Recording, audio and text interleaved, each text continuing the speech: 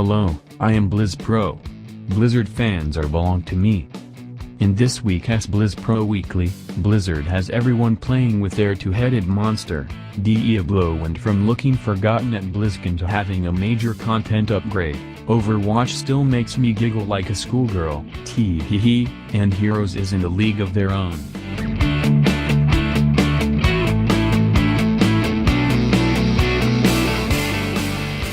What's up, everyone? This is Charlie, and we're filming on November 29th, 2015. We would love to hear from you. Send us your emails at dearclover@gmail.com. And be sure to leave us some comments below while you're watching. Spades and Clover are still recovering from the 1-2 punch delivered by BlizzCon and America's Turkey Day.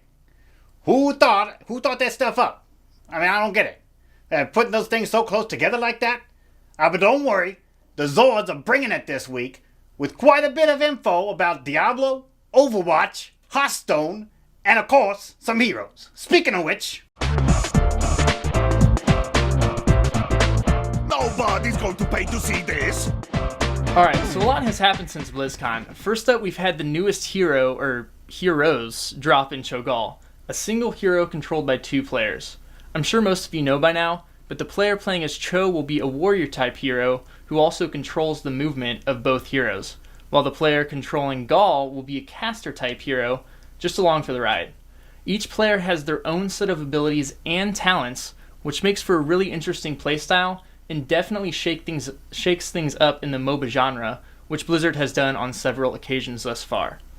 A bit of surprising news on Cho'Gall to come out was his win percentage on HOTS logs. He's actually currently sitting at about 31%. These aren't official numbers, but with how different the playstyle is, it isn't super surprising. Especially since Dustin Browder has come out and said that subtracting new players, he's sitting at around 46%, which is on the lower end of things, of what they're looking for, but it's still pretty low. Remember, if you don't have Cho'Gall, you cannot purchase him in the shop. Just hop on and play with a friend who currently has him for a few games to unlock this hero for yourself. Another addition making its way into Heroes this last week was the newest battleground, the Towers of Doom. This is a very unique map in Heroes for 2 reasons. One, you cannot physically attack the enemy's core. It is protected by a large wall that is full of cannons, so don't even try to get close to it, just don't do it. And 2, you actually don't destroy enemy forts. Once you take them down, they rebuild and become your fort. So you may be asking, how do we win on this map? Well, altars will periodically spawn at certain points on the map, sometimes multiples at once. Once you fight and gain control over these altars, your towers will launch a volley of attacks at the enemy core, dealing damage. So the more forts you control, the more damage you do. Sounds a little bit like Arathi Basin due to the control points? Well, that's because it was originally designed to be Arathi Basin, but it just didn't feel right not having a core to destroy, so they made a few tweaks, and Towers of Doom is what came out of it. Make sure you don't forget to check out the Black Friday sale, still going on the Heroes store until December 8th. You can find all heroes and skins 50% off, as well as a 360-day stim pack for $60 US. Let's hop into some Diablo news. Stay a while and listen. Okay, where to begin? There was actually a surprising amount of content dropped at BlizzCon that's coming with patch 2.4, which is currently on the PTR, so make sure you hop in to test out the new features as well as to give feedback. First up, we have set dungeons. We are getting 24 custom designed dungeons. Each dungeon will feature a pre-generated static course designed entirely around a specific class set. To access these, you first need to equip all 6 pieces of your chosen set, visit Leoric's library to obtain a clue on where these hidden trials are located, and finally, find your dungeon of choice and master it to unlock exclusive cosmetic rewards. Next up, we have expanding zones. 2 of the existing zones are receiving new, fully explorable additions featuring new bounties and events. We have the hunting grounds of the Fierce Yeti in the Eternal Woods, which will be a new branch in the ruins of Sescheron, And Leoric's Manor also becomes a bit grander beyond the collapsed stairwell in Act 1, which opens up the royal quarters for curious treasure hunters. We also have empowered rifts making their way into the game. Spend your gold to empower a greater rift, granting a 4th opportunity to upgrade a legendary gem. The gold cost will vary based on the tier of the greater rift level attempted, and bonus upgrades are granted only to those who complete the rift, so spend wisely.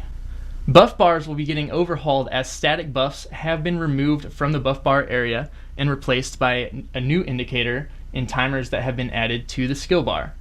They've also included a collapsible buff holder, which condenses party and group buffs and can be expanded by moving your cursor over the indicator, revealing all your buffs at a moment's glance. Finally, we have some new additions to stash tabs. A 6th stash tab will now be purchasable for 500,000 gold. One additional stash tab per season, up to 4, will also be available to unlock by completing seasonal objectives. Also, as a side note, your cosmetic pets will now pick up gold for you, finally. For more information on any or all of these new features, head on over to diablo.blizzpro.com. Time to shoot things over to Multi for some Overwatch news.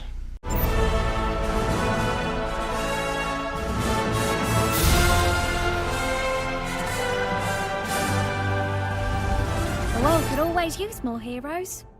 How's it going, guys? So it's been a while. Apologies for that, but there's been a lot actually going on in Overwatch for me personally.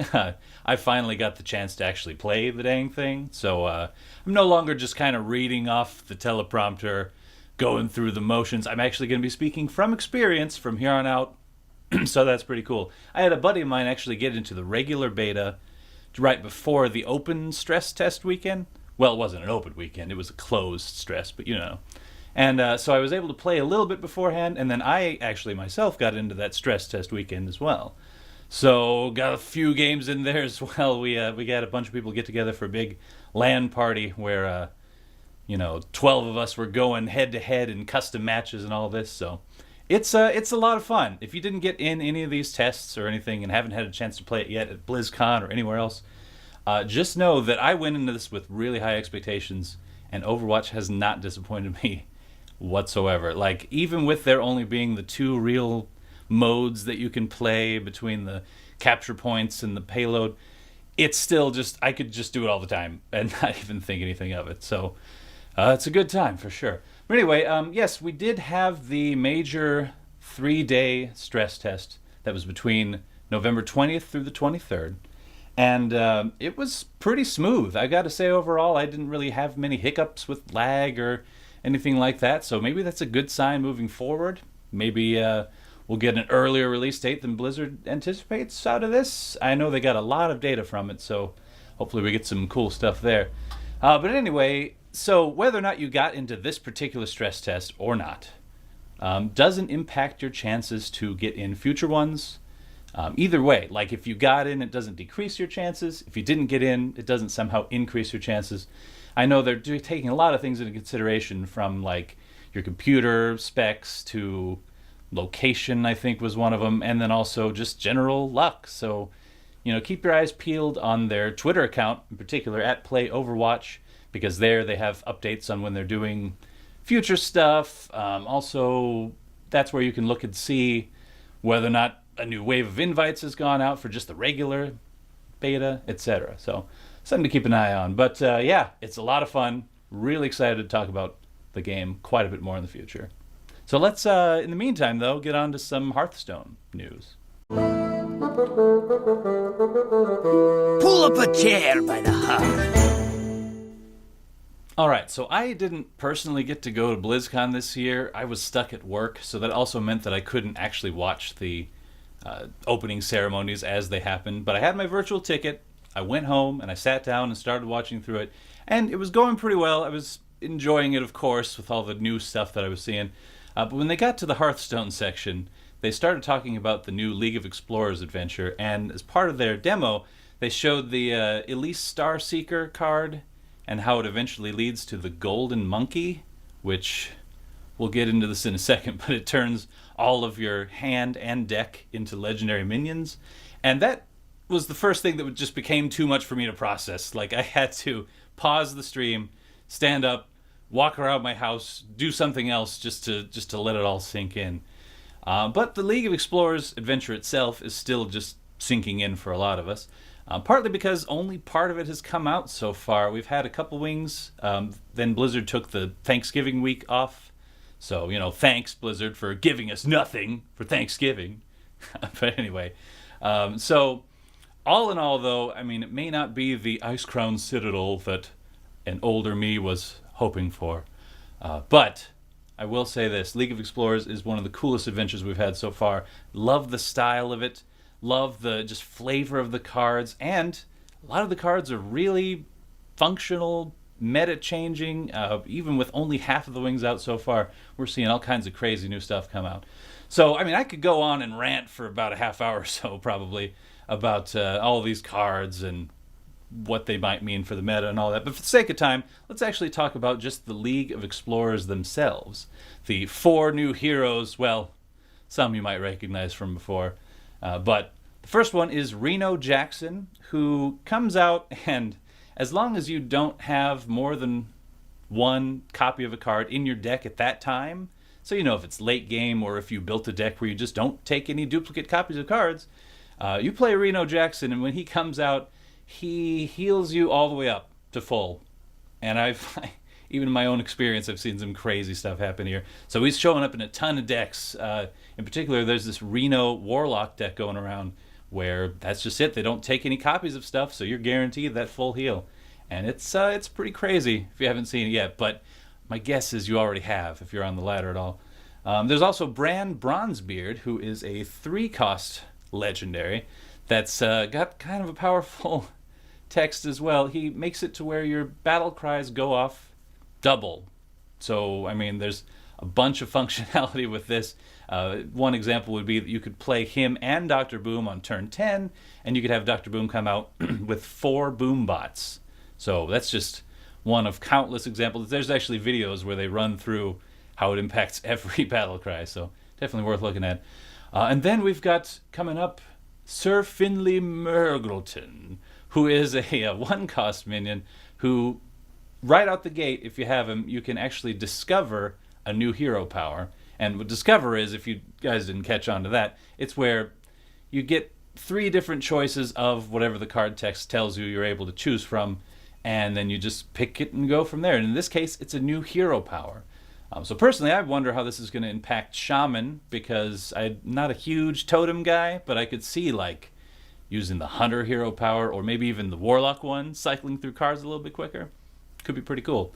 And then, of course, lastly, we have Elise Starseeker, who is really interesting in that she comes out, and then she shuffles a map into your deck. When you draw that, you actually then shuffle a Golden Monkey into your deck. And when you get the Golden Monkey, it's a pretty beefy card already. It's a big taunt card, but then it also gives you an entire hand and deck filled with legendary minions. Now, I think it's a gimmick because it does kind of throw away whatever plan you'd been building up to until that point. And I mean, if you get it really late game, you don't have a lot of cards left anyway, so it might only be so good. But I was thinking about it. If you craft the golden version of Elise Starseeker, wouldn't that mean that you get a golden monkey? And wouldn't presumably that mean that he turns all of your minions in your hand and deck into golden legendaries? Like, I don't know. I kind of want to try that out when that happens. So that's, I think, a couple weeks out yet, but something to look forward to. In the meantime, we do have actually a lot of details came out about the 2016 Hearthstone Championship Tour. For one, they are doing 3 seasonal championships, one for each of the regions that they have, times 3 for each of the seasons, totaling 9, all of which have a $100,000 pool for their prize pools. And then there's also a last call invitational for the World Championship, which has a $1 million pool. So that's pretty crazy. They're changing up the formats a lot too. They're actually doing a modified conquest with 1 ban, which is where you bring 4 decks. Either player bans one out, and then you just play conquest from there. That's for the winter one coming up, but then they've kind of left it open-ended about what types of formats that are going to be down the road. So, We'll kind of see how it goes, but I do know for a fact that there are no more buys for rounds at all. Like, certain pro players can get invites to certain tournaments, but they're going to start off round one with everyone else. So it's going to be really interesting to see who climbs the ranks this year and gets into the pro scene and perhaps on to BlizzCon, or at least the World Championship. BlizzCon hasn't been announced yet, folks, but let's hope. BlizzCon 2016. Well, that about does it for this week yet again. Be sure to send Clover some email at dearcloverfromblizzpro@gmail.com and leave us some comments below. Let us know what you think. Also, be sure to check out all the other BlizzPro shows live at blizzpro/twitch.tv. On Sunday, we've got Well Met, the Hearthstone podcast. Monday, Twizcast, all things Blizzard. Tuesday, Heroes of the Storm, Power Hour. Wednesday, West March Workshop for Diablo. Thursday now has the Payload for Overwatch. And then also check out us Zords on our own podcast, Lords of the Storm.